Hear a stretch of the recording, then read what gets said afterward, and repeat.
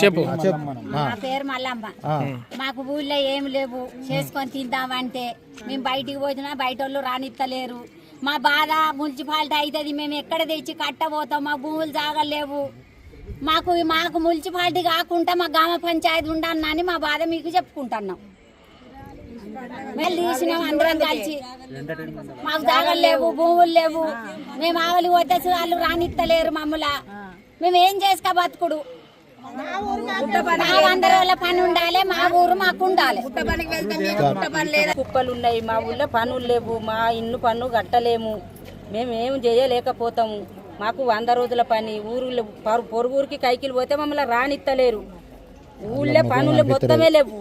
ఇది ఇంకా మున్సిపాలిటీ చేస్తే మాకు ఏం చేసుకొని బతుకుతాం? జీవో వచ్చిందని అంటాను.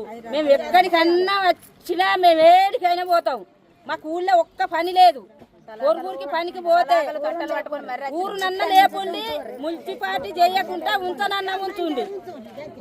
మాకు చేసుకున్నామంటే ఊళ్ళు లేవు.